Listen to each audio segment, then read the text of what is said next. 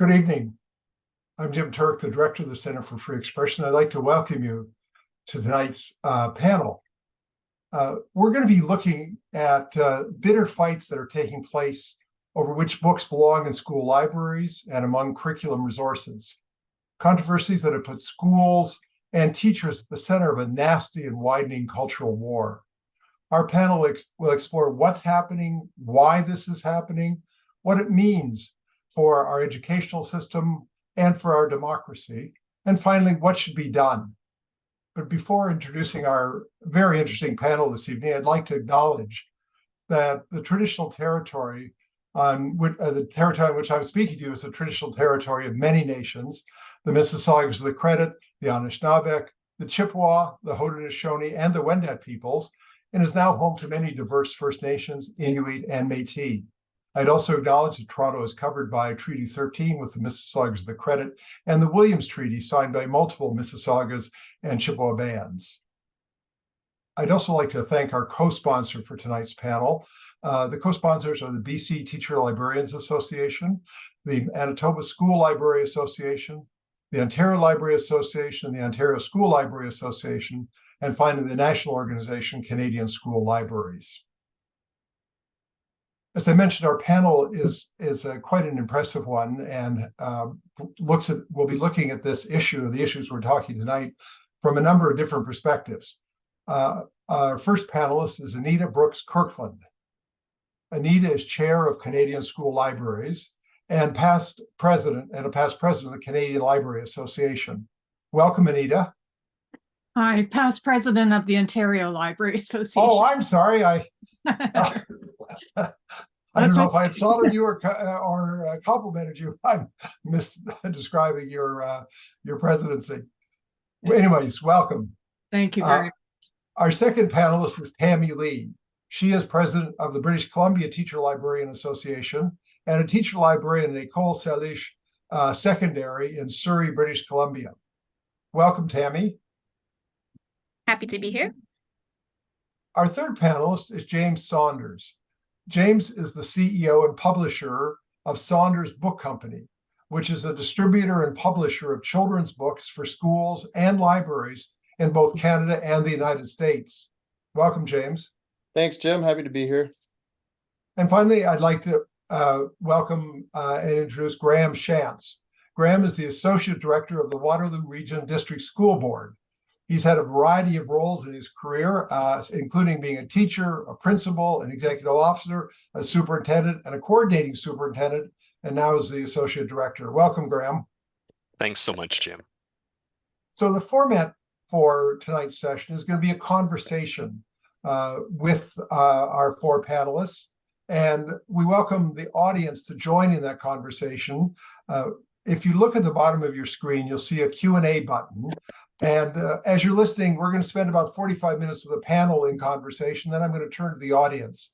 And as you're listening to that first 45 minutes, if a question comes up that in your mind that you'd like to ask, don't wait till we turn to the audience, but just go to the Q&A button, click on it, and write out your question.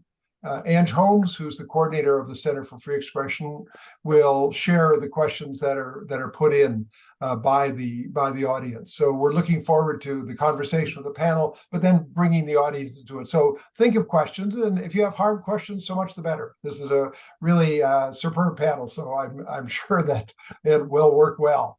I'd like to begin by setting the context for our conversation.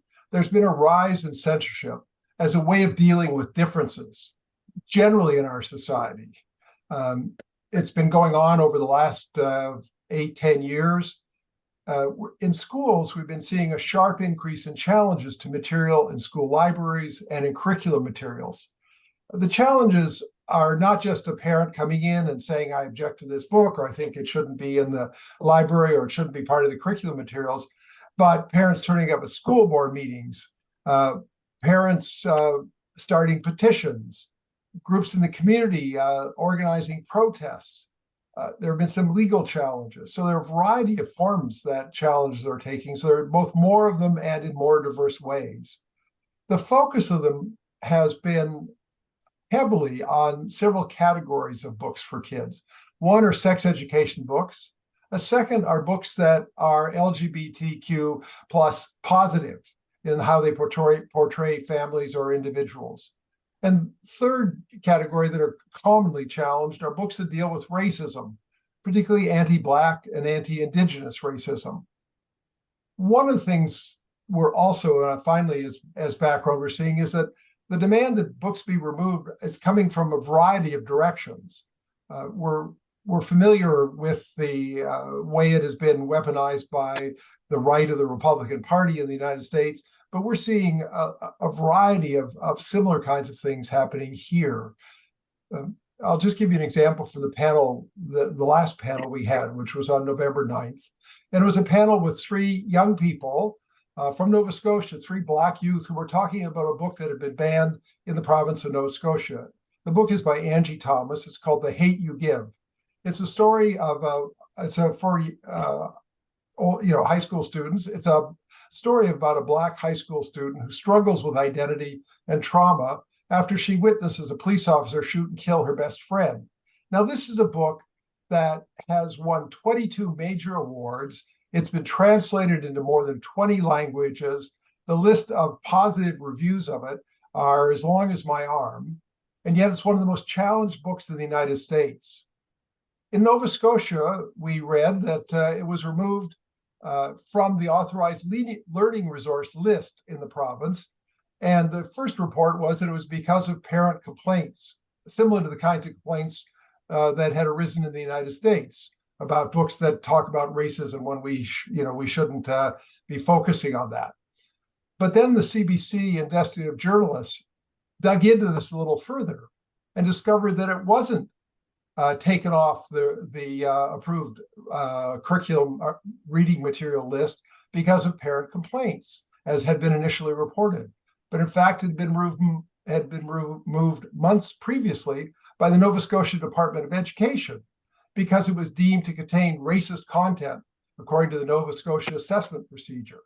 So from people pulling the book off because it's claiming it's racist because it talks about racism, to feeling it's not sufficiently anti-racist. So we're finding a lot of censorship coming from multiple sides. So I'd like to begin by just asking the audience, from your perspective, as head of a national organization, as president and teacher librarian in a school in British Columbia, as a publisher and a distributor, and as a school board associate director, what do you see going on currently from in your settings? Do you want to start? Maybe we start with the book publisher. Do you want to start, James? Sure, Jim. Thanks.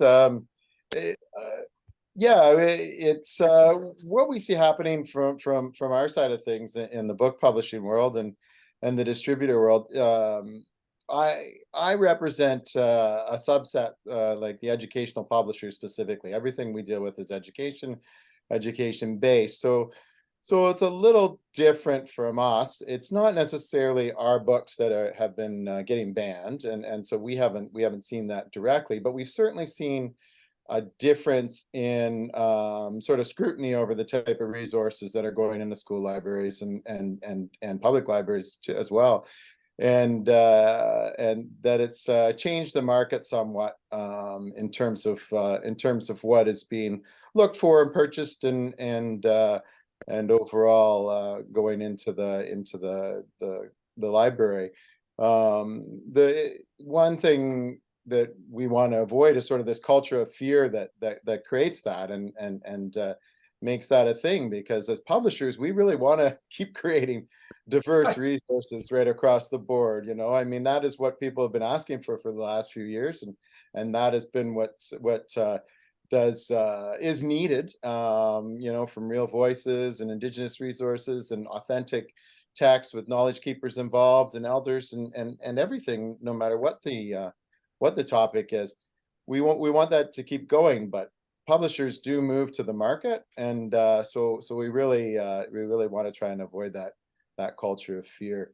The other thing we see as an important issue, sort of on the publisher and distributor side, is the age appropriateness of resources that's being called into question, and I think it's important to note that publishers, especially in the education side, but all publishers, those that are trade focused as well, really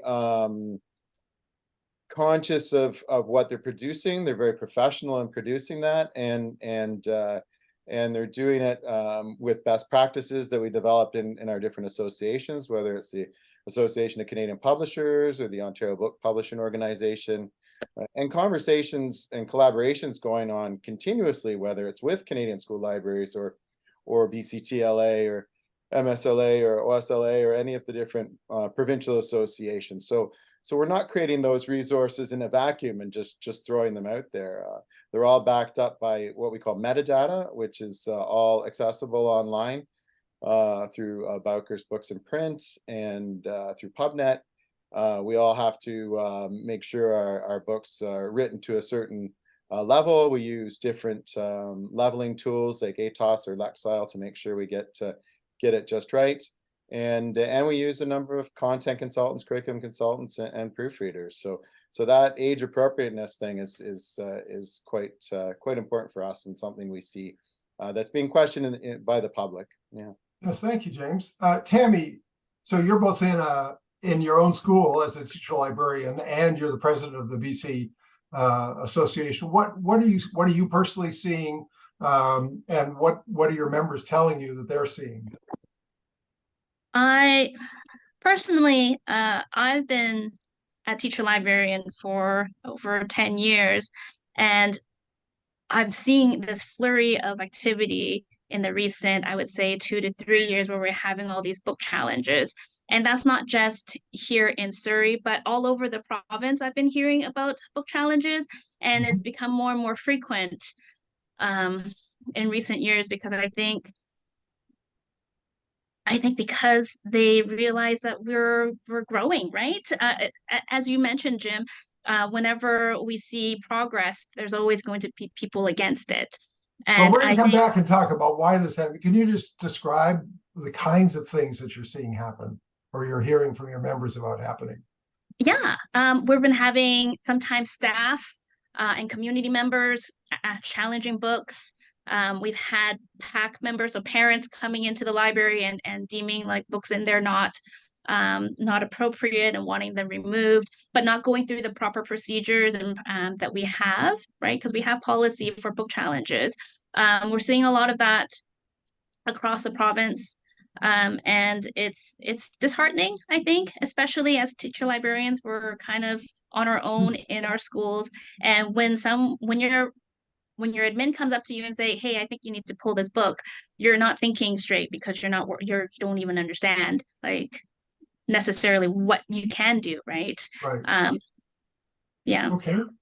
Well, Graham, you're an official on a school board, and what are you seeing from your perspective these days? Well, Jim, I would agree with many of the comments you spoke to at the beginning as you introduced this topic, because what we're finding across Ontario is, and quite honestly, probably across Canada and North America, as we look at this, are some of those cyclical trends. And we know in the past we've seen, and when you look at human history, there's been many times over the last hundreds of years where books are being called into question. Times around when we talk about Black rights and segregation, women's rights. Once again, books were being used as a tool to thwart some of those efforts. A Holocaust, religious beliefs, all of those things, and all of those times in history have created opportunities where libraries, and specifically school libraries, become weaponized in some way.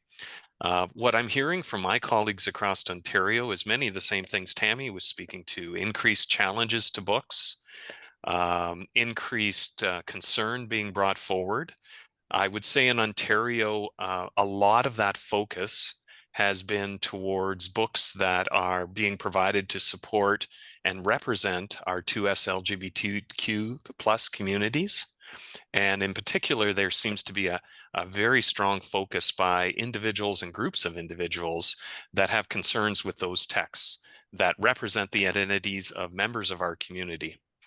So that's really challenging. It's challenging for school boards, and it's obviously very concerning for many people in our schools.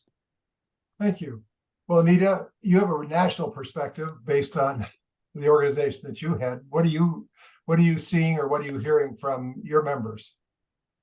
Well, we keep a network. We keep in touch with the provincial associations, and so of course we've heard quite a bit from BC Teacher Librarians Association for the incidents that Tammy has mentioned. But Manitoba has had some very disruptive incidents with school board meetings being disrupted, and there's been several incidents in Ontario that we're aware of.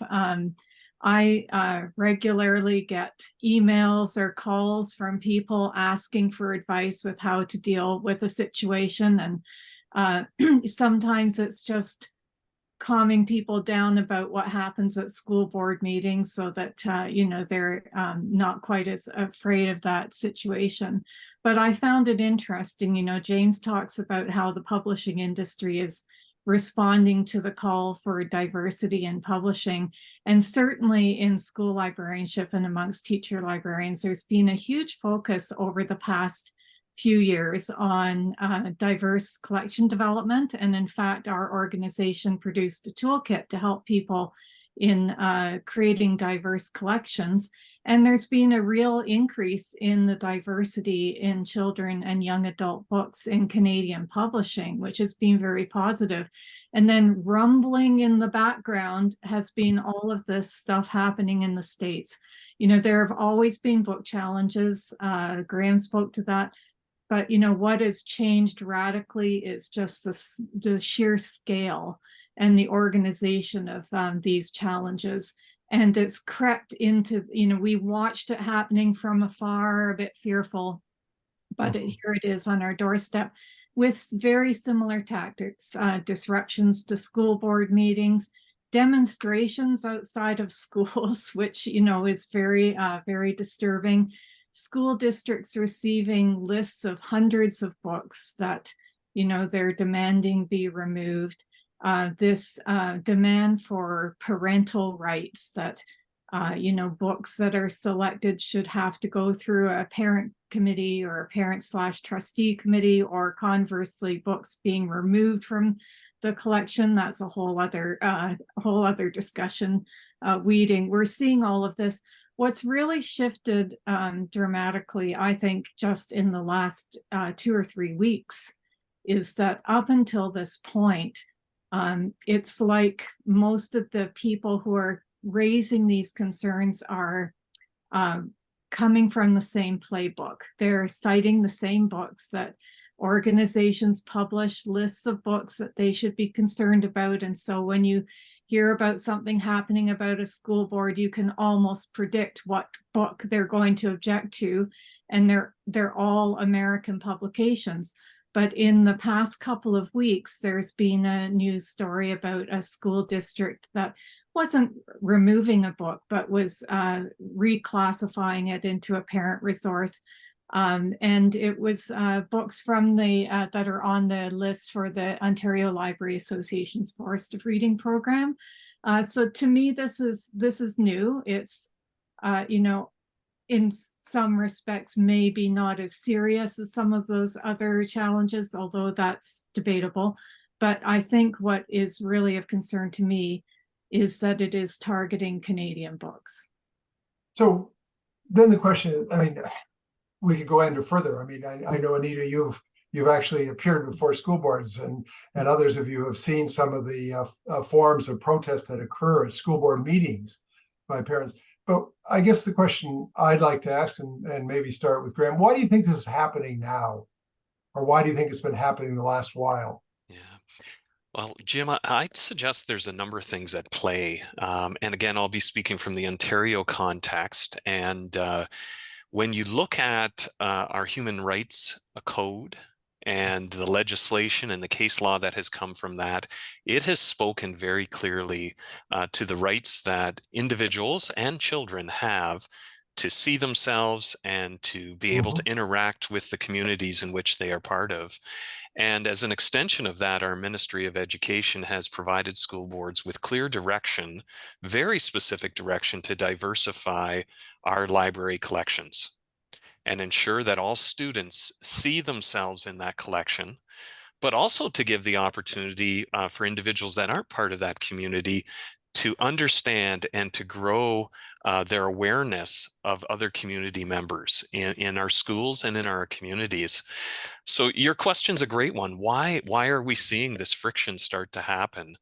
And I think fundamentally it's based in the fear of change and the fear of losing control or having ideas being challenged by other individuals as well.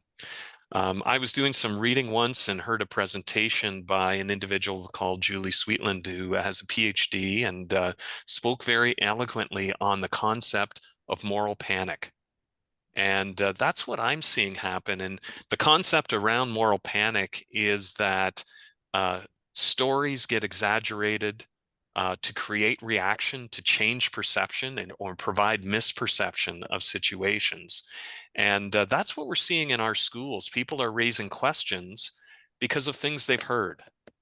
And they're not usually based on any truth whatsoever, but it creates an emotional outrush, an outpour. And Anita spoke really well to how organized groups are, individuals and groups. And I would suggest that there is an active attempt to create a moral panic so people respond in different ways. Maybe the last thing I can say, Jim, as well, is we're in a very different time because of our media and more specifically our social media. Mm-hmm. And concepts like moral panic get amplified because of those mediums. And Right. that's maybe a very distinct different from some of the other eras that I referenced earlier. We're in one right now where access to information can flow very quickly, and it can flow very quickly unchecked for truths and mistruths. Well, I mean, we've been seeing that in Canada. As many in the audience will know, some of the politicians in the United States have produced lists of books that have to be removed. And suddenly we're seeing those same books appear on the demands being made here. So obviously there is the kind of transmission that you're talking about, Graham, through social media, where they hear about it. But we're also, Tammy, you might share with the audience about the attack on the sexual orientation, gender identity, 1, 2, 3 curriculum materials in BC and how that sort of spread. Yeah, in BC, we're in year 6 of SOGI 1, 2, 3, which is the sexual orientation, gender identity curriculum that we've implemented, the BC Ministry of Education has implemented. And we're seeing the attack on specifically books that are related to SOGI. For example, Genderqueer is one of the most banned books and most challenged. Well, and from my experience in recent years, it's been challenged quite often here in BC. But and you might just explain. It's a book. It's sort of a memoir, a book about a person's growing awareness of their own gender identity. Yeah, it's a memoir. It's a graphic novel of a memoir of the author speaking about their experiences transitioning and figuring out that they're non-binary. And it's visual, obviously, and it shows some of their experiences, how they felt about having a period, and what these groups like Action for Canada and things like that, groups of parents, they will take these images. So without context, they'll take these images and just pass them along and say, well, look at this, like this is what your kids are reading, this is what they're so inappropriate, we should be taking them and removing them from our libraries, our school libraries, without even thinking about what this means, right? For students, a book like this could mean a lot. Being able to see themselves in that, to be able to find a book where they can find some comfort in a safe space to kind of explore. And I think that's really important. And we're forgetting that. I think parents are so worried about protecting their children is that they're forgetting that a book is very safe, right? And for us to be able to see ourselves and see value in the things we wonder about and not have to worry about stepping out into the world to be seeing that. And then when we talk about diverse books over the years, I love how diverse we are now, right?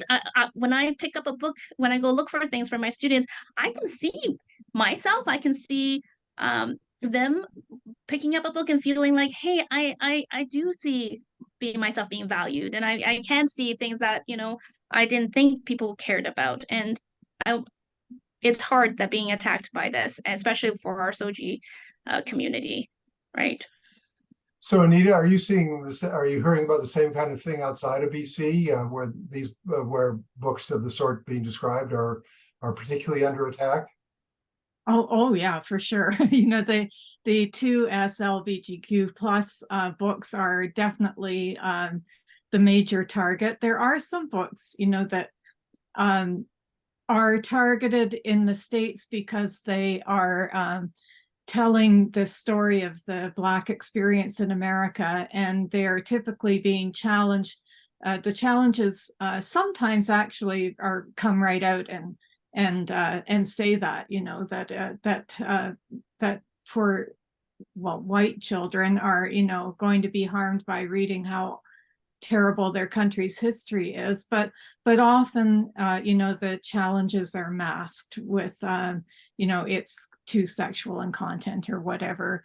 I just you know, so that is a real problem. I do want to, I'm thinking a bit about what Graham said about, you know, social media and so on in our society amplifies all of these things, you know, and it amazes me all the time how sensitive people are about the book, right? You know, because kids are exposed to all of this information and a huge amount of misinformation from all these other channels. And here's an author who has written a considered story, and it's been through the whole publishing procedure that James talked about, and it's been selected by people who are professionals in selecting resources, and it's available in the safe space of the library. But whammo, you know, it's the easy target, the low-hanging fruit. They'll go after the book when they can't do anything about all of the other things that are happening. James, you were saying the books you publish haven't in particular been challenged, but are you hearing from your colleagues from other publishers about challenges they're facing? And are there examples where I mean, I've certainly heard of them in the United States, where various states make clear to publishers that if you have certain kind of content, we're not going to have your book on the curriculum. And these are, when it's a big state like Texas, which is a huge market, that can have an impact. Are you seeing anything like that? Are you hearing about that in the States? And if so, could you describe it a bit? And have you seen any hint of that in Canada? Yeah. In the US, full disclosure, we have a US business as well called Red Brick Resources, and so our US business, where we're distributing books in the US, so we certainly work with Texas, and that's been the biggest one, and Florida's probably the other, where when we're presenting books, we're getting asked specifically to leave off certain subject matter, and it's as a publisher and a distributor, that's very difficult for me, because I want them to see these diverse resources. I want them to have what we've done in Canada, you know, and made successful. And most of my publishing friends and our publishing partners that we represent, and us with some of our lived experience stuff we're doing now, we're still doing it. We're still publishing it. We're still putting it out there. And you know, from a business perspective, maybe that's not great, but from a publisher perspective, we've got to do that. We've got to make sure kids see themselves in the books, like Tammy was talking about, and doing that. In Canada, we haven't seen that outright refusal to purchase as much. We've only had a couple instances where people haven't wanted to select certain things, and they didn't. They still bought other things anyways, but that didn't change. Again, that did not change much of how we're doing it. We're still putting the resources out there. For the most part, what we've seen from the market is that in school libraries is that there is a hunger and a desire to purchase the diverse resources, even in spite of the challenges.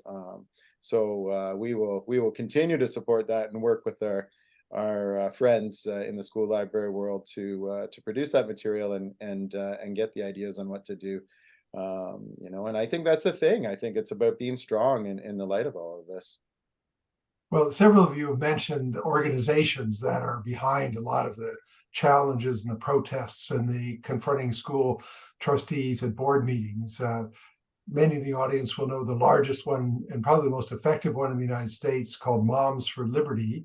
Very well funded, portray themselves as, at least my image of how they portray themselves, as sort of nice white middle class mothers who found these books that were really harmful to their children. They wanted to do something about it, when in fact they're very serious political operatives funded by some of the very large, powerful, wealthy foundations that fund Trump and others, and have been really targeting school boards, not only in terms of their policy, but also trying to get their candidates elected to school boards so the school board can disallow the books that they want out of the curriculum.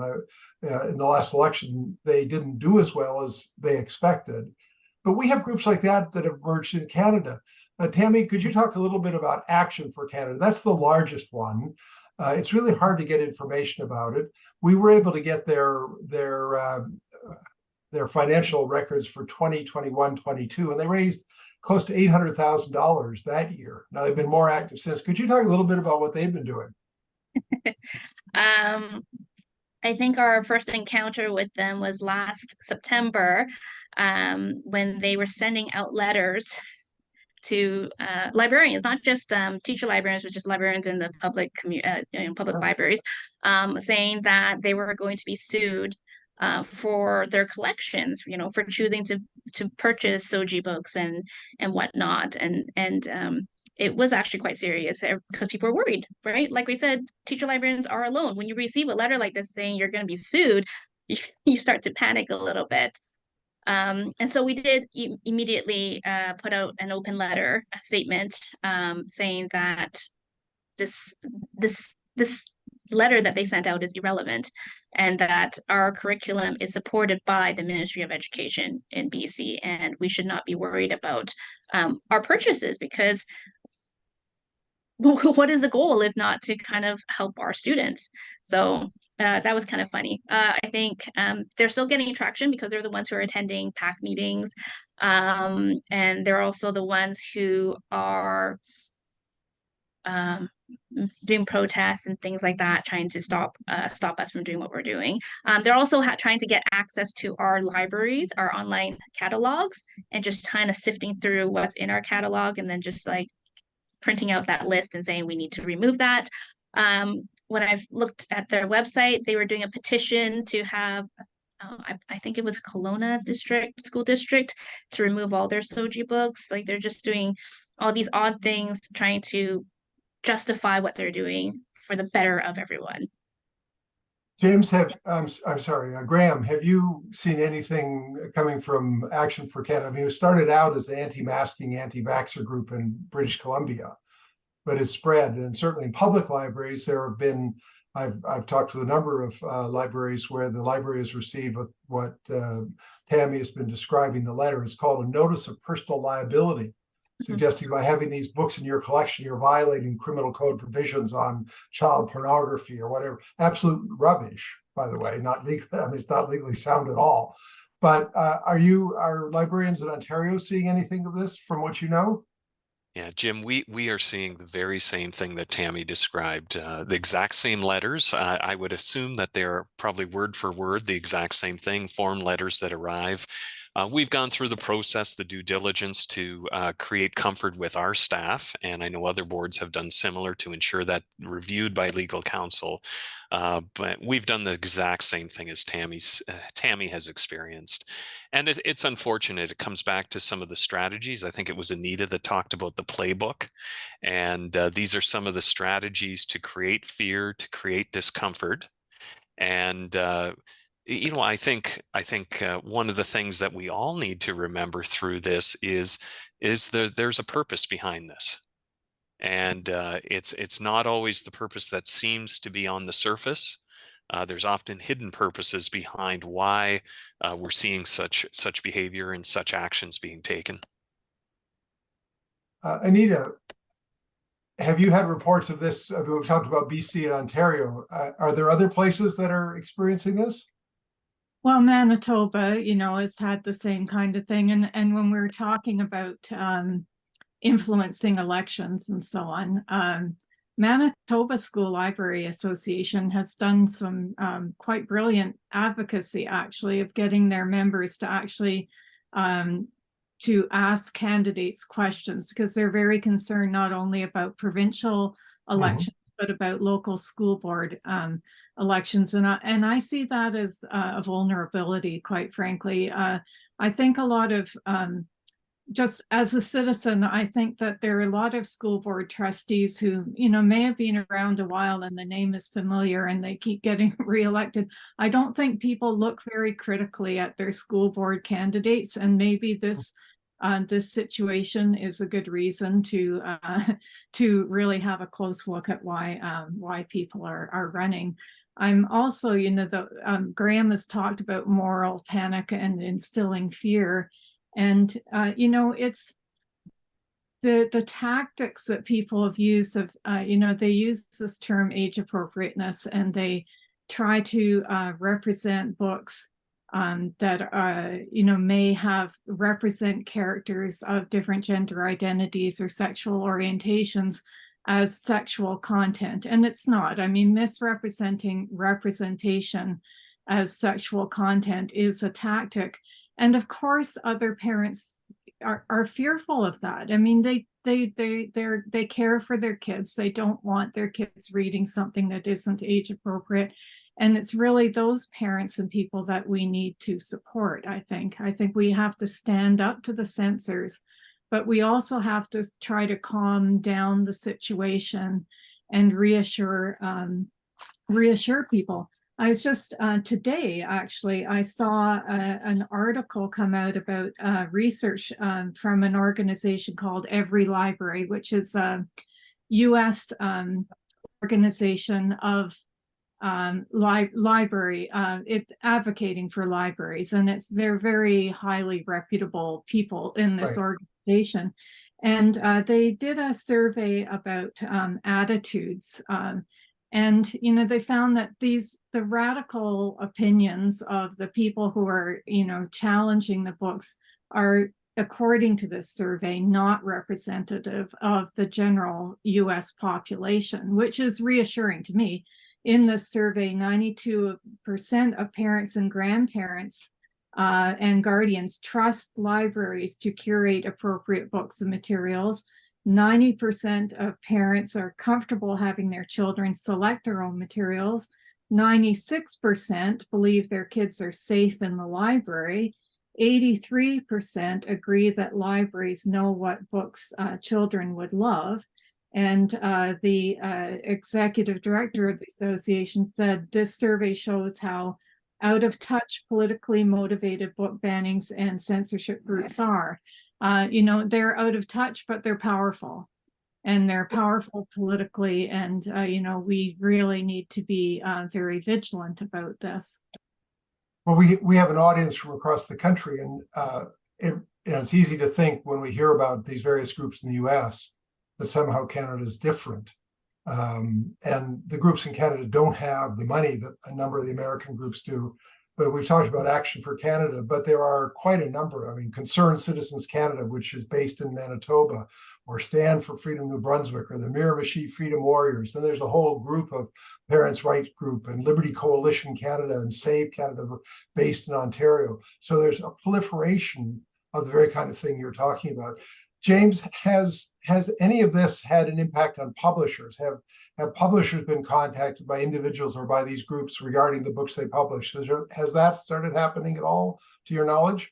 To my knowledge, not necessarily publishers. Certainly, there's been bans and concerns from purchasers, from school boards, and the like, and where they discuss things, but no, I haven't really seen the groups reaching out to the publishers. I do think publishers are very wary over all of it, and a fairly vocal group, and I know within our associations that they do want to make sure that that their voices are heard, and that we keep putting the diverse books out there. So Mhm. that's their main message.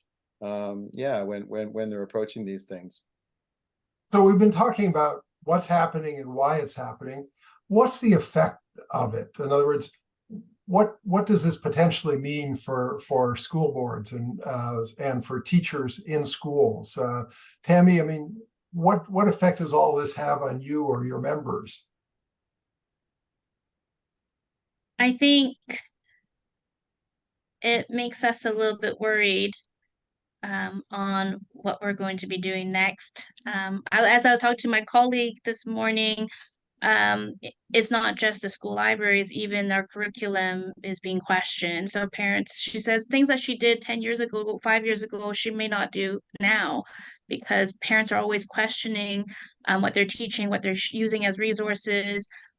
So I think for teachers, it's a scary time, because you're worried about your job being on the line. Um, and we're seeing changes, like changes being asked for in the curriculum, and books that we normally use to teach, now we have to think twice about it. Are we going to use this as a classroom novel or not?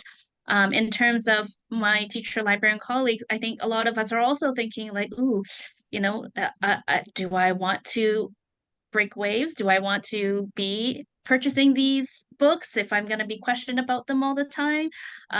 Was my funding going to be used better elsewhere? So I think it does have an impact to a certain extent. I mean, a lot of us are fighting back, and you know, uh, if they want us to not have a book, we'll go and buy that book, because bad books are what we want our kids to be reading. But at the same time, I can see new teacher librarians, or ones who just feel very isolated, feel that it's better not to rock the boat, right? So you see both sides to it. Graham, are there pressures that school boards or school board officials are feeling in this climate? Yeah, absolutely, Jim. And when I hear Tammy tell the story of what she's experiencing, it saddens me. We have staff feeling the same way as well. We have librarians that have dedicated their life, they have trained, they have expertise, they're professionals, and in some cases, they're being personally attacked. We have trustees that have voiced support of ministry direction, support of the Human Rights Code, and they become personally attacked as well. And it's a sad situation when truly our libraries should be celebrated. They are amazing learning environments. They truly are filled with stories of the world. And when you see students, and I still in my role get to see students engage with library collections, they come out of the library with the biggest smiles on their faces. They love being in the library. They love learning in that environment. It's just unfortunate that some of the challenges that we're facing currently put a damper on that and actually impact people at a very personal level. Yeah, I worry a little bit too about people running for school board or being on school boards. As the public may not know, school trustees don't make a lot of money for this very time-consuming work. In Ontario, I think there's a cap put on what they can be paid. So it's largely volunteer work relative to the amount they get for the time they put in. So this becomes a real disincentive to do that, doesn't it?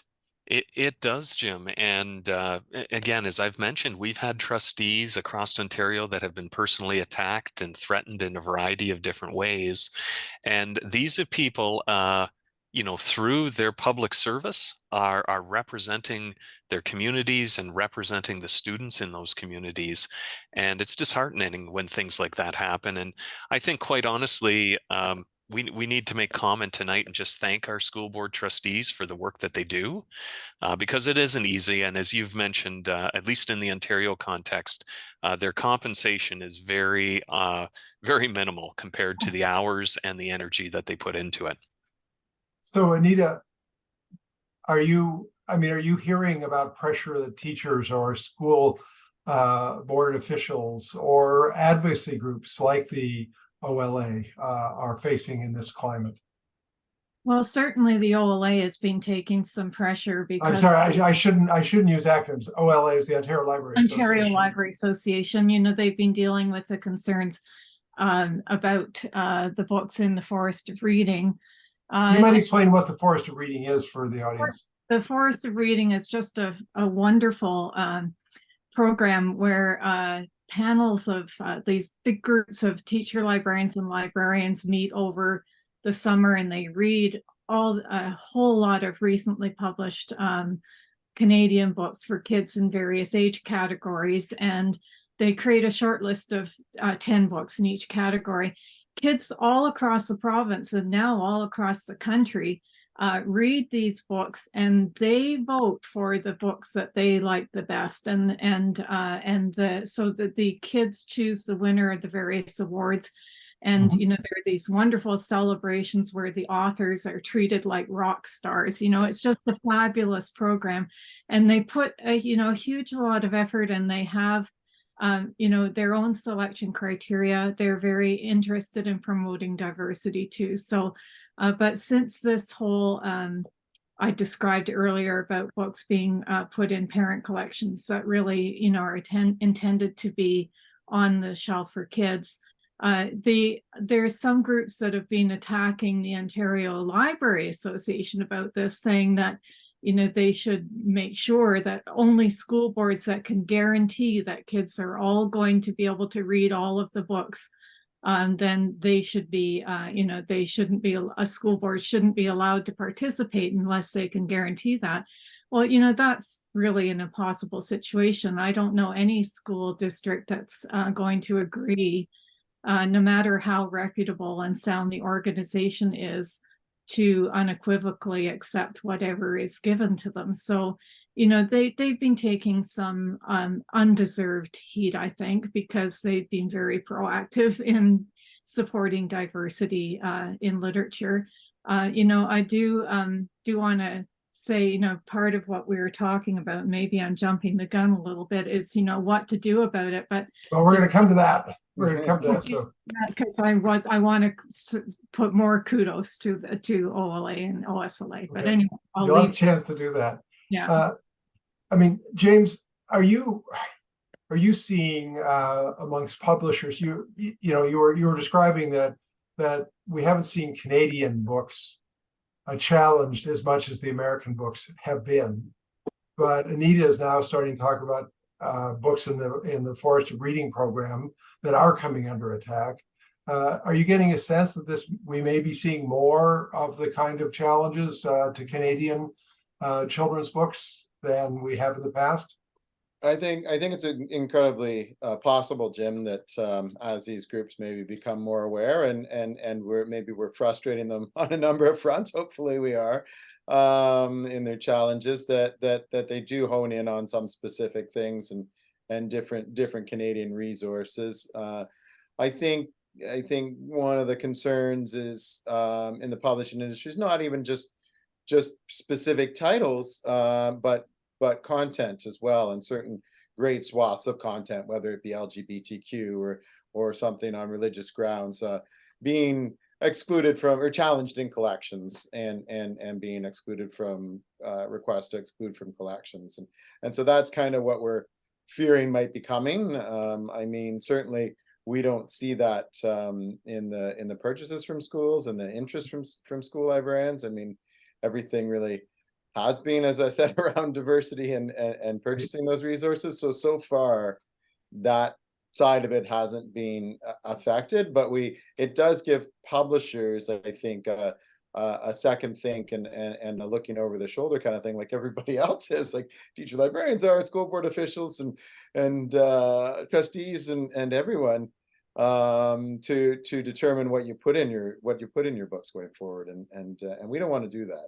I mean, we've been talking this evening largely about books that are LGBTQ plus positive, but I think I've certainly observed a concerted attack on the whole range of sex education books for kids, from ones for younger kids. Corey Silverberg's Sex is a Funny Word. I mean, he told me that his publisher said, one of the ways we avoid trouble is not putting sex in the title.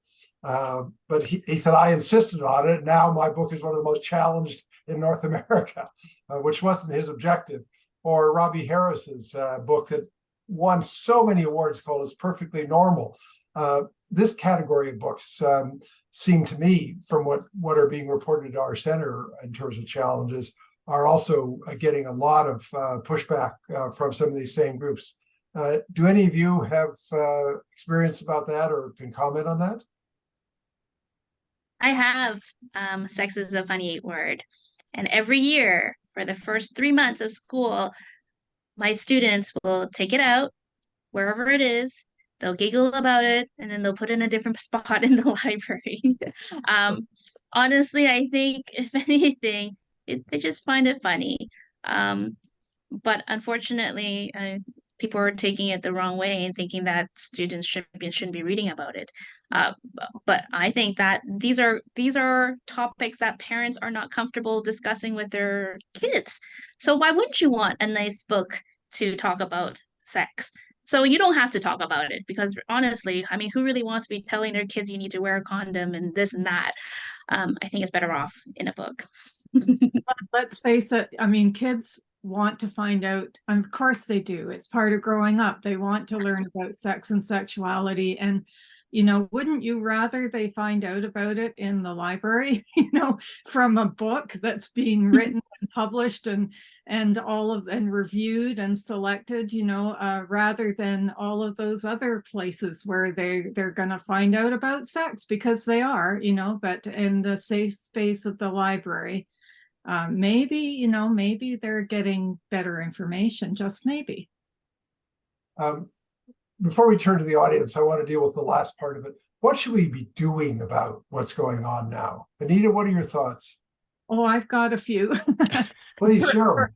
For one thing is, you know, you have to have sound selection criteria for your library that are based on you know, the instructional curriculum needs and so on, and learning needs, but also that that support the right to express freedom of expression as protected by the Canadian Charter of Rights and Freedoms. And that's so important. And a lot of school boards don't have selection policies, and they need to. And this is where I was saying I wanted to give kudos. I'm getting a lot of reflection here, but this is recently published by the Ontario School Library Association, and it's a guide to selection and deselection of school library resources. And part of the intent here is to help school boards as they maybe write or update their policies. The other part of a document like this is to have sound reconsideration procedures, and this is what we call when somebody challenges a book being in the library, is that you have some kind of informal to formal procedure for what should happen, and that procedure is not a debate on the morality of the book, but it is the person who is making the challenge. It is their responsibility to demonstrate that the book or resource in question does not match the selection criteria of the board. You know, so that's a really important distinction, and it's something that we need to keep in mind. The other thing that I feel I have to say is that we need to reinvest. Governments and school boards, particularly governments, need to reinvest in libraries. School libraries are radically underfunded across this country. And the staffing is in crisis. There's been reductions, cuts to professional staffing. There's been deprofessionalization of school library staffing, and you know, if you don't have the professionals there to defend the right to read and to provide those rich and diverse collections that we've been talking about, you know, then we're in trouble. So, you know, reinvesting in school libraries and in professional staffing is really critical to me for this whole issue. Yes, I mean, you're absolutely right. There's a great variability across the country in how likely there is to be a teacher librarian in a school at all. In Nova Scotia, as I understand, there's not a single teacher librarian in any school in the province. Or New Brunswick. Or New Brunswick. But the other extreme, Tammy, I think, can you tell about what the BC Teachers Federation negotiated in their collective agreement to try to protect these positions? It's in our collective agreement that we have one full-time teacher librarian for every 702 students. And that can vary from district to district because some districts have superior language, but overall, generally speaking, that's the consensus. And and we won that after I think, oh gosh, how long has it been since we've won that? It's been a while. It went to the Supreme Court. What that means, it protects and ensures that all of our school libraries, well, not all, because rural areas were still struggling with placing teacher librarians there. Right. But generally speaking, most of our schools do have a teacher librarian. And that can vary, but overall, I think I mean, we always complain that we need better numbers, but if we compare to the rest of Canada, I think we're doing pretty well. Yeah, as far as I know, the BC Teachers Federation is the only one that has been able to negotiate that kind of language to try to ensure a teacher librarian in every school. Yeah, and it isn't, and of course, part of my association is fighting for better working and learning conditions, obviously. So, Graham, what are your thoughts about what should be done about this rise in challenges and the sort of aggressive approach that's being taken to get certain kinds of books out of the school? I'd say, Jim, and this won't surprise anyone in the call coming from a school board setting, but one of our key jobs is to educate, and to educate at various levels. We need to support our governance branch, our board of trustees, to ensure they understand the importance and understand as well all of the things that Anita just spoke to, that we have sound policies in place, that we have sound practices, and that they're being supervised by trained professionals and guiding us through that process. I think we need to educate and support our staff because it's many of them that will receive the first points of friction or the first sets of questions.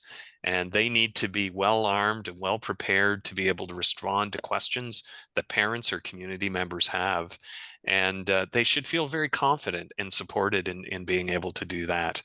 And I think the last group is educating our community, and that's our parents, our caregivers, and also our community members. We want them to have confidence in our schools. We want them to have confidence in our library collections. And, all of the other things that we've talked about can really run counter to that confidence. So much energy, much communication needs to be put in place to ensure that our communities feel connected to our libraries and see the value of those library collections. So, James, from the point of view of publisher, what are your senses of what might be done in this moment? Yeah, thanks, Jim. I think everything that Graham, Tammy, and Anita said sort of combines together into one pool, and is the importance of support and the importance of selection criteria and making sure that everyone's together on the same page. I think extends to the publisher side of things too, and collaboration right across the board, from content creators right up through teacher librarians and school board officials and our different associations, as much as possible to counter the arguments that the parent groups and other people are putting forward, is probably our most important and vital resource that we can use. It's right there, and that hopefully will make people feel supported right across the board, from teacher librarians making the selections to parents being confident in what their kids are reading. So I think for me that is an important step going forward. Well, let's turn to the audience now. Ange, what's the first question you have? Yeah, the first question is for James. And they asked, James, do you find that Canadian school librarians / teachers are preemptively censoring as part of purchasing decisions? Not necessarily preemptively censoring. I think it's more just making slightly different decisions. Certainly, we're seeing a rise in books that kids love to read. No doubt about it. Whether it's about sports or biographies or whatever it is, we're certainly seeing a rise in those resources.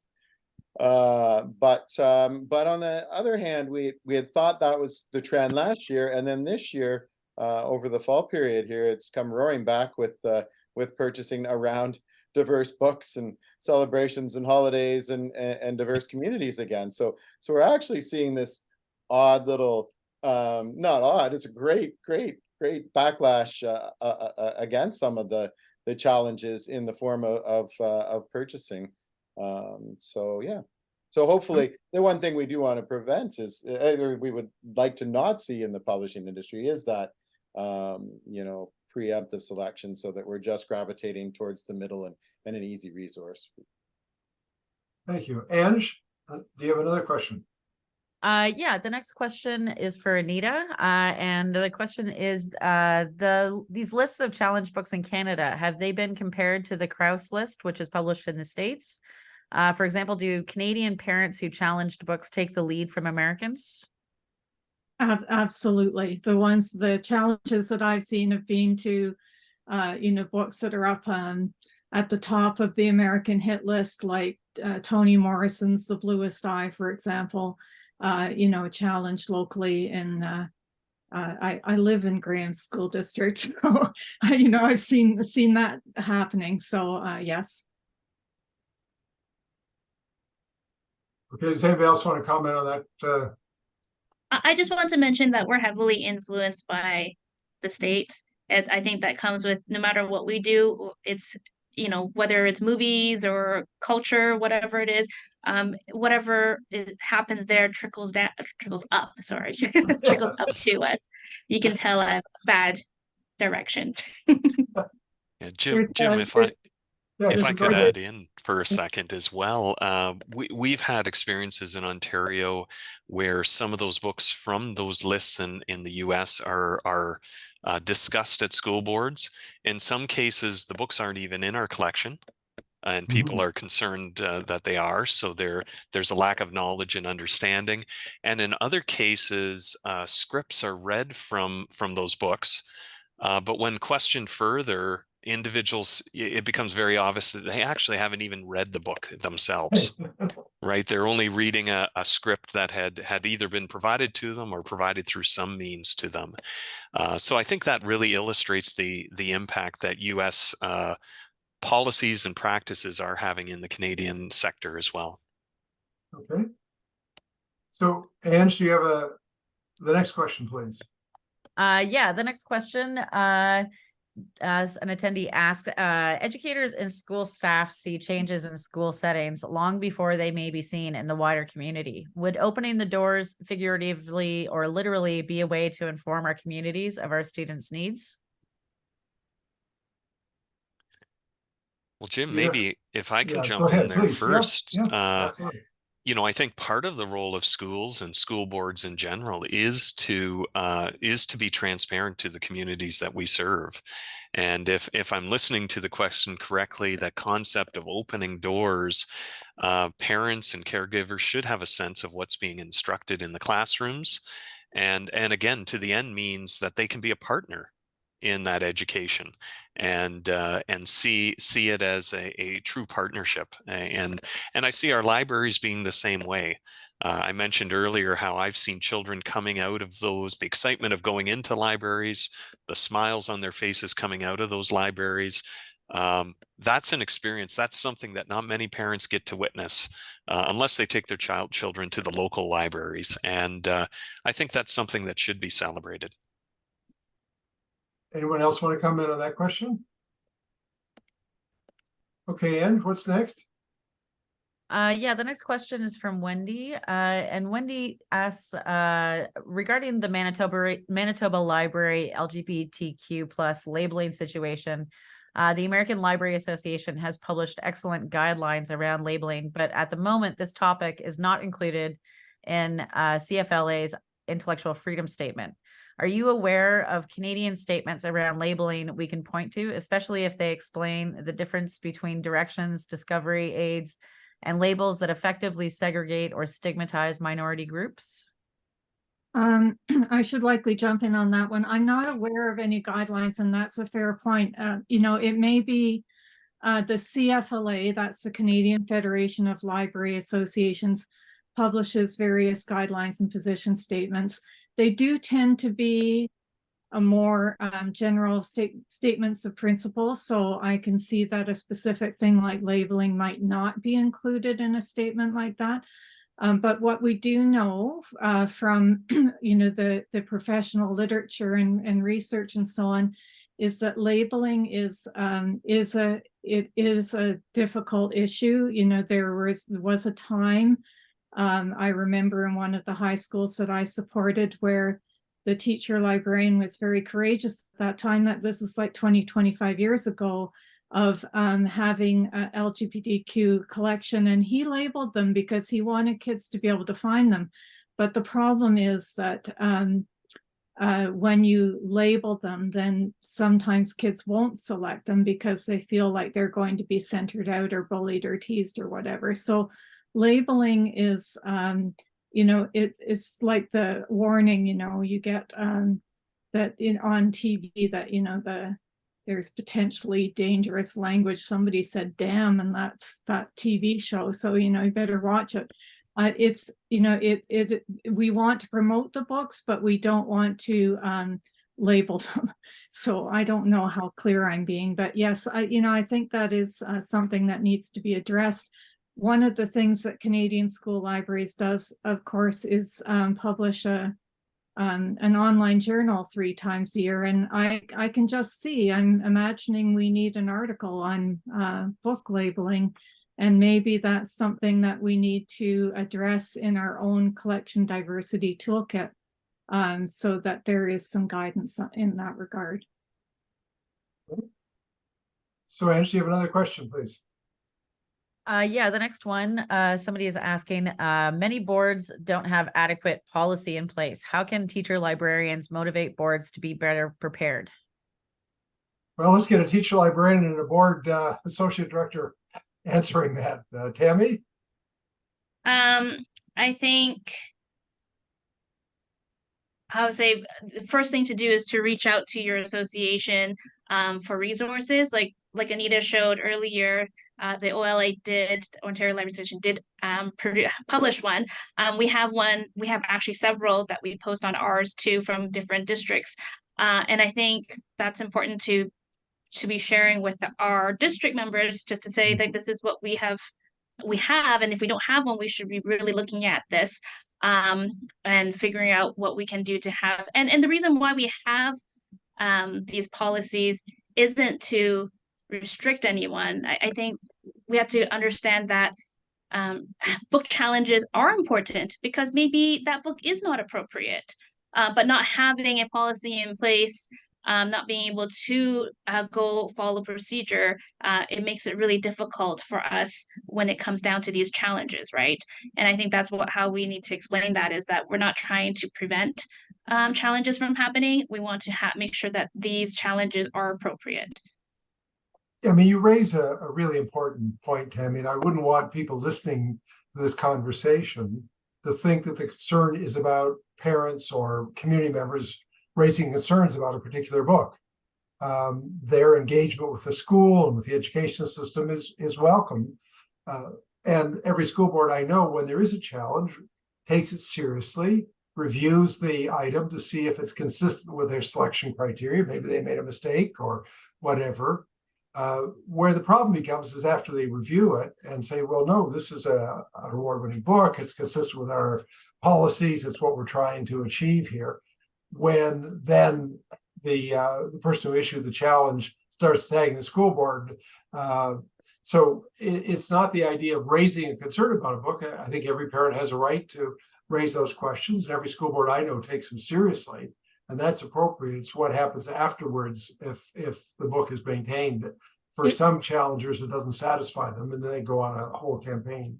It's go ahead. most challenges are are resolved informally. I mean, a parent may come and have a concern about a book, and sometimes they're right. I mean, maybe it's a book about Indigenous communities that was published 15 years ago and has, you know, outdated stereotypes or whatever.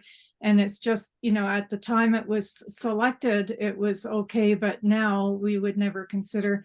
And, you know, then we thank them for finding the book and you know, weed it. But, or, you know, sometimes the parent doesn't understand that children aren't assigned books to read from the library. If they don't want to read it, then they can choose something else. Sometimes when you explain to them that, yes, you know, I agree, I see that it's a problem for you, but if you ask us to remove it, you're making the decision for all the other parents.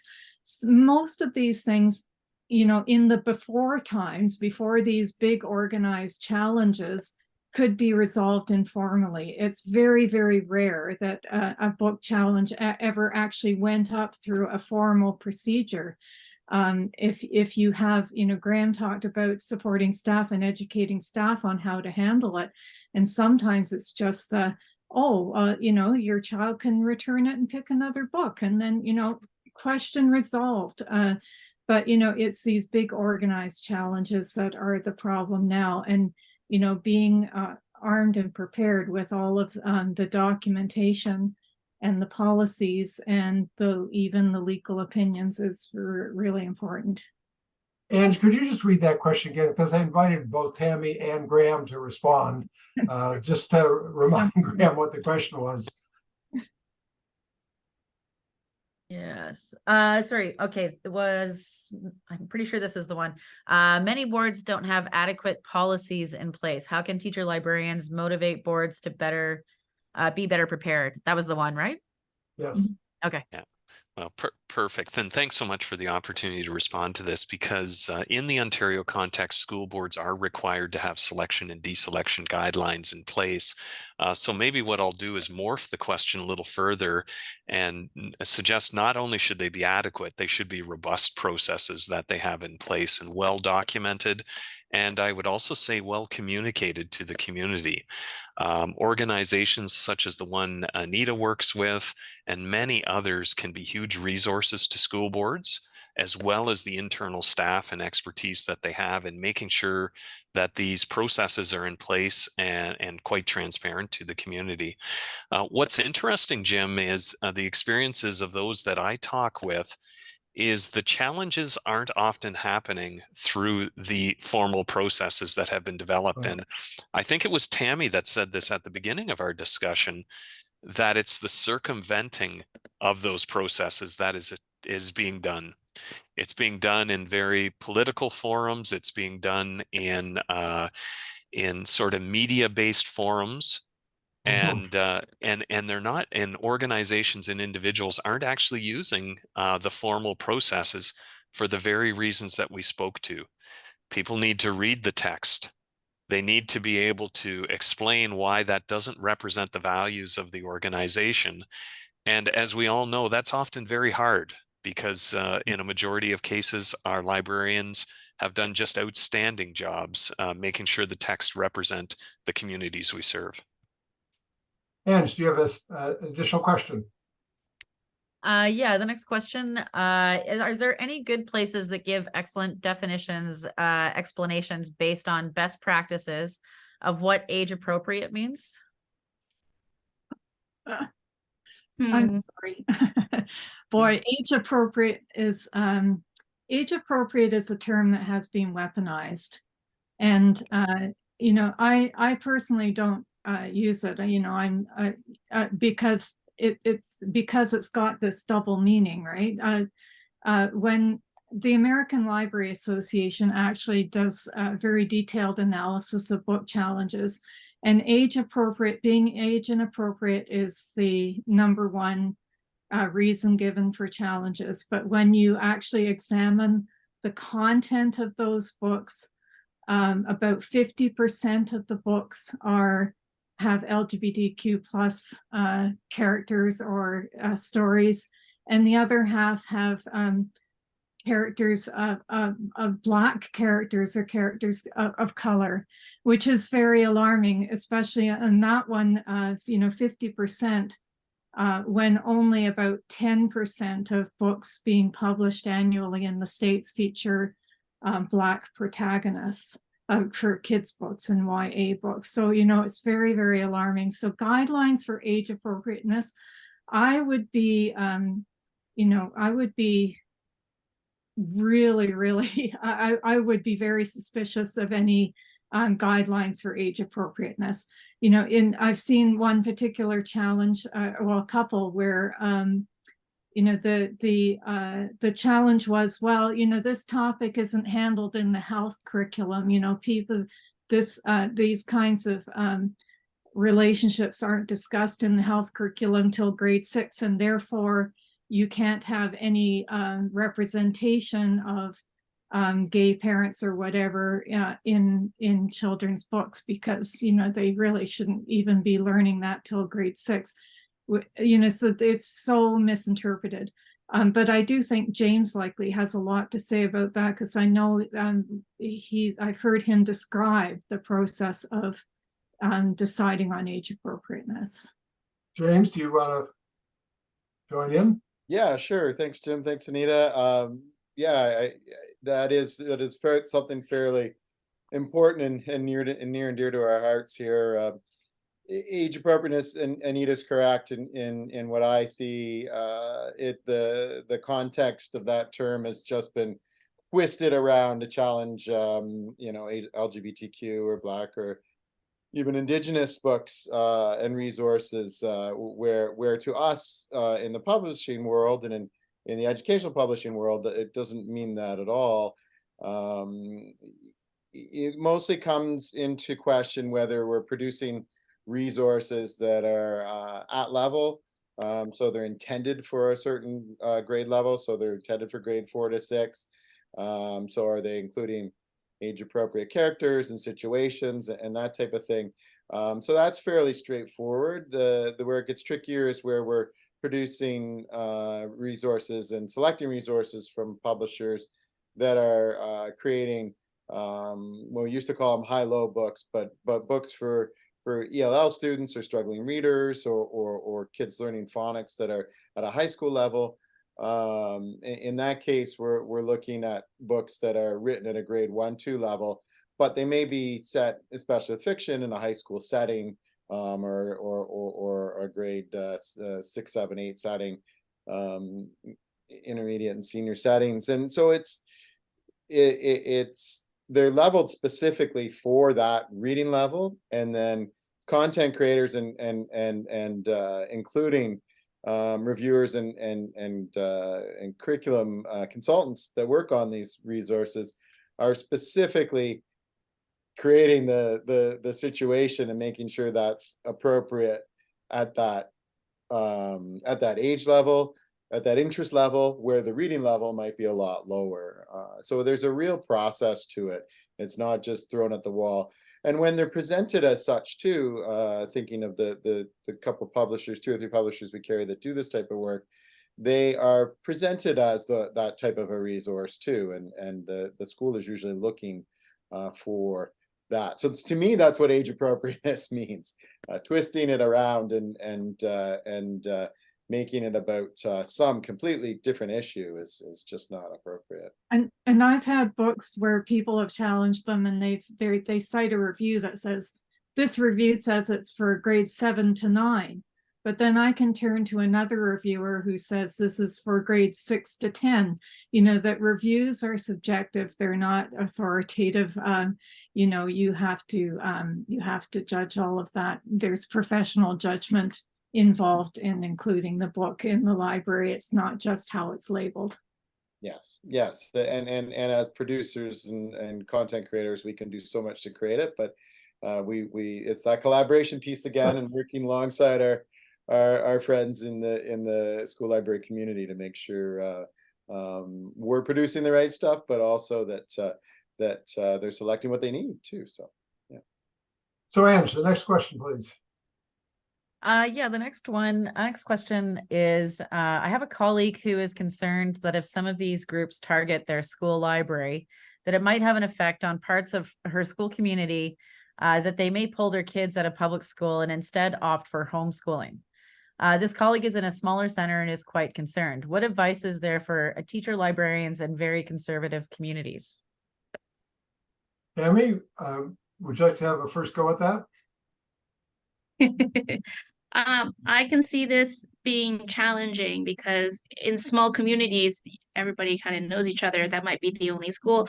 But I think it's really important to be speaking to community members, parents, and things, and other people about why they think certain books are pulled, because sometimes they don't know. Like we said, they don't read the books. They just see bits of it, and they feel that, oh, we shouldn't be having these. But I think having these conversations can actually help resolve some of these fears that we're having, because at the end of the day, I think that parents do know that we're not trying to corrupt, I don't even know what the word is, students. And I think that if we explain and have really positive conversations with each other and just have that dialogue, and that's what's really missing, is that communication piece.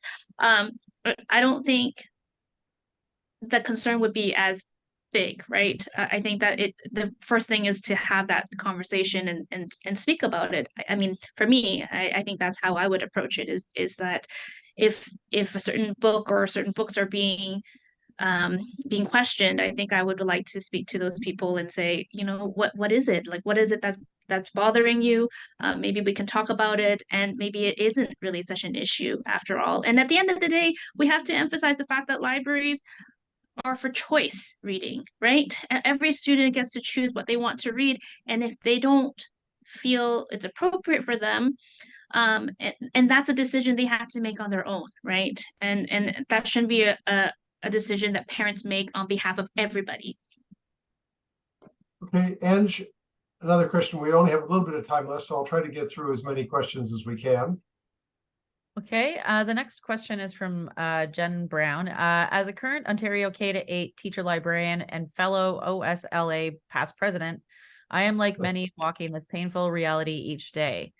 As the parent of queer children, I also see how harmful this is for the daily existence of Two-Spirit and LGBTQIA+ students, families, and staff. My concern is how we are actively supporting the mental wellness of school library professionals who, as the panel mentioned, are the sole voices of school libraries in our schools.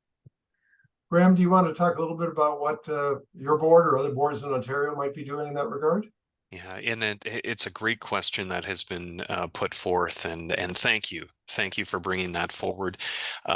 I think one of the things that school boards need to look at, and obviously there's a large focus in Ontario on mental health for our students, but the same focus needs to be on our staff. Staff need to feel confident in the processes that we've established as school boards. They need to know that there's support from their management and from senior management, and that's done. In many cases, it's done through formal ways, but in a lot of the ways, it's the personal interconnections that have to happen. Mm-hmm. I have the pleasure of working with a number of teacher librarians, and when we go through challenging times within our organization or within our sector, it's those personal reach outs that make the difference. These people are incredibly important to the operations of our schools. And as the question stated, they make a difference in the students' lives, direct influence on our students' lives. And those are the individuals that we just need to continue to support and ensure they're buffered from all the things that we've talked about this evening.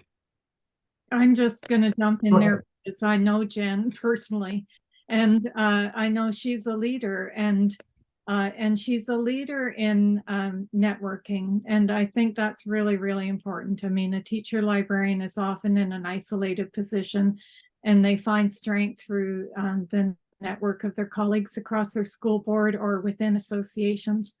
And so, Jen, I'm answering. I'm putting you as part of the answer is your example.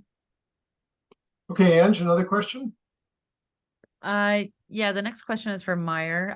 How do you differentiate between book selection guidelines for public libraries versus school libraries or classroom material, since the former is engaged on demand by the public, meanwhile the latter is more of imposed on you? What are your thoughts on achieving the right balance here? Who would like to address that? I'll go for that, because different libraries have different missions, right? I mean, the mission of a public library is quite different from the mission of a school library. In a school library, you know, we're supporting the curriculum. We're trying to engage readers and create lifelong readers. But in a public library, you know, they're serving a much more diverse need. I mean, when we're supporting the curriculum, for example, we need to have, you know, all the up-to-date and correct information that supports the curriculum. The public library, you know, there's people in the community that are researching all sorts of different things, or hobbyists, or people researching genealogy or local history or whatever. They just have completely different audience. You know, you have different criteria depending on the audience that you are serving. Classroom materials, you know, more dictated directly by the curriculum. You know, the library part of that is really supporting an inquiry approach to learning with a far more diverse range of materials. But it really is the mission of the library really determines the scope of the collection. I wanted to add, Yes, sorry. please. No, go ahead. Each school library is different because we also have a demographic we're serving, right? So our community of students have different needs. And so books that I have would be different from books from another school 2 blocks away, right?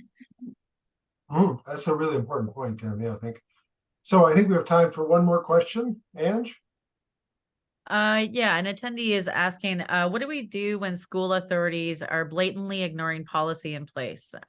Teachers feel intimidated and helpless. Who would like to Can address I? that? Well, why don't I give everyone a chance to address that one? Go ahead, Tammy. Okay, I think this is when having an association really helps, and to look out and ask for help, right, and support from your members. What happens with me is, if when I receive emails, I would be emailing back and offering all the experience and knowledge I can to kind of support those members when they're going through these situations. And I think that's really important for us, is to be able to find that community that you can lean on. Okay.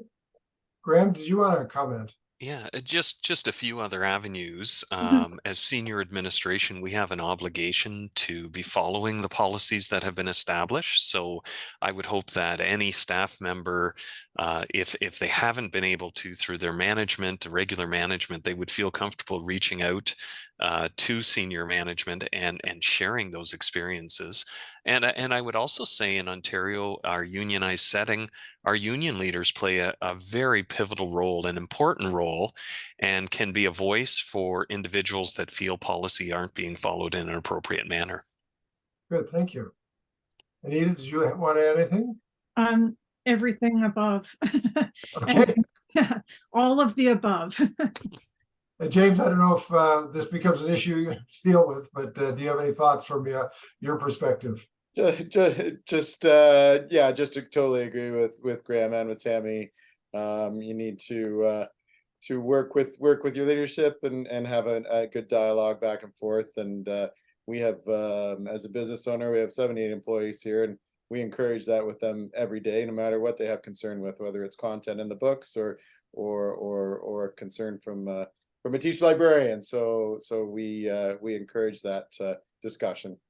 I do want to just jump in that, okay. You know, I said the American Library Association does all of this research about challenges, and one of the things that they look at is who's making the challenge.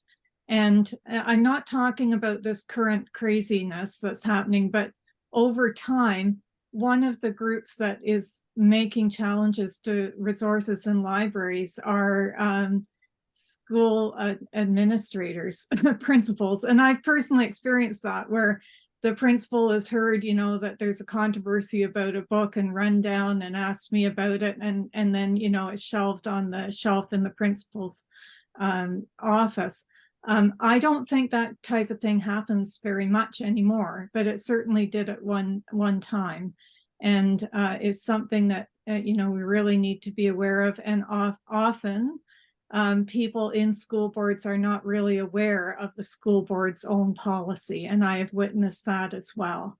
So the more that we can make people aware, and you know, I'm happy to hear Graham say that that senior admin is receptive to concerns in that regard. Listen, I want to thank the four of you. This has been a really engaging discussion. Each of you bring different perspective to a common issue. And I thought it's been very enlightening. So I want to thank each of the four of you very much for your participation. I also want to thank the audience. I apologize for our inability to get through all your questions. It's lovely to have an audience that's so engaged with the conversation that there are more questions than we get to. A copy of the video of tonight's discussion will be posted on the Center for Free Expression website tomorrow, along with suggested resources for those of you who got interested in what you heard tonight and would like to read more about it. So our website is cfe.torontomu.ca, cfe.torontomu.ca. So if you've enjoyed this and you'd like to have colleagues or friends or others look at it, please refer them to the video on the website. We also have readings and other resources related to book challenges. On our website as well is the first in Canada where you can actually go in and see what challenges libraries are facing and how they dealt with them. And that's available on the website as well. As are profiles of these most challenged books, so you can assess for yourself whether these books are what they purport to be or otherwise. Finally, I'd like to say the next event in our series of discussions is going to be a very different topic. It's going to be, the title is, Can Artificial Intelligence Be Regulated?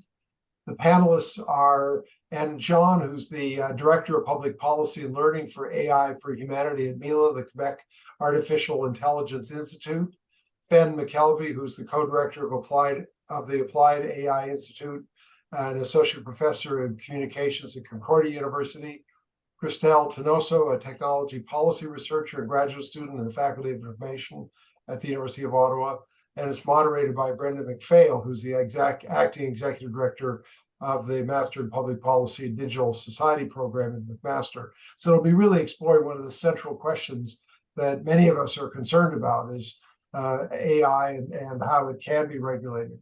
Videos of all of our events are on the website, as this one will be tomorrow. There'll be notices of the upcoming events, so I'd encourage you to have a look at those. And again, thank you very much for joining us tonight. Good night, everyone. Night. Night. Thank you.